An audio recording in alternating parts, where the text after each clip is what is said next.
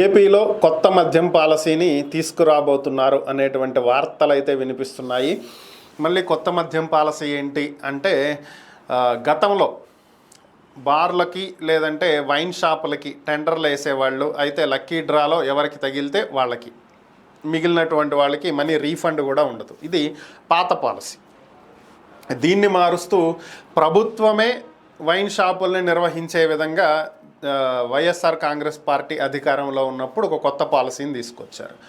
మరలా ఇప్పుడు ఈ పాలసీని మార్చి మరొక కొత్త పాలసీని తీసుకురాబోతున్నారు అనేటువంటి వార్తలు వినిపిస్తున్నాయి. దీనికి సంబంధించి ముఖ్యమంత్రి చంద్రబాబు నాయుడు అధికారులకు ఆదేశాలు ఇచ్చినట్లుగా తెలుస్తుంది.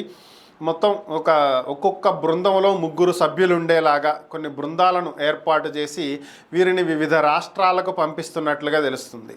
రాజస్థాన్, గుజరాత్, తెలంగాణ, తమిళనాడు, కర్ణాటక, కేరళ ఇలా పలు రాష్ట్రాలకు పంపించి ఆయా రాష్ట్రాలలో మద్యం పాలసీలు ఏ విధంగా ఉన్నాయి, వాళ్ళు ఎలా వ్యవహరిస్తున్నారు ఏంటి అనేటువంటి వాటి మీద అధ్యయనం చేసి ఒక నివేదికను రూపొందించి ఆగస్టు 12వ తేదీలోగా ప్రభుత్వానికి సబ్మిట్ చేయాలి అని ఆదేశాలు ఇచ్చినట్లుగా తెలుస్తుంది. సో ఈ మేరకు వాళ్ళు తీసుకొచ్చినటువంటి నివేదికను బట్టి ఏపీలో మరొక కొత్త మద్యం పాలసీ, వీటన్నింటినీ కలిపి ఒక కొత్త మద్యం పాలసీని రూపొందించి దానిని అక్టోబర్ 1వ తేదీ నుంచి అమలు చేయబోతున్నారు అనేది ప్రస్తుతం అనుకున్నటువంటి సమాచారం. అంటే అక్టోబర్ 1వ తేదీల వరకు కూడా ప్రస్తుతం అమలవుతున్నటువంటి ఇదే మద్యం పాలసీ నడుస్తుంది.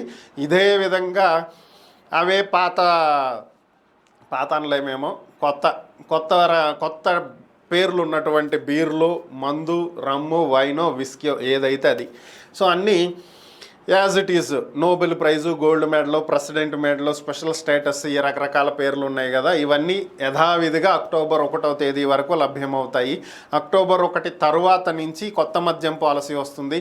మరి అది ప్రభుత్వమే నడిపిస్తుందా, ఇంతకు ముందులాగా ప్రైవేట్ వ్యక్తులకు టెండర్ల ద్వారా అప్పగిస్తుందా, మరి అక్కడ ఎటువంటి మద్యం అందుబాటులో ఉంటుంది, ఇవే కల్తీ బ్రాండ్లు ఉంటాయా లేదంటే మంచి బ్రాండ్లు ఉంటాయా అనేది అయితే తెలియాల్సి ఉంది.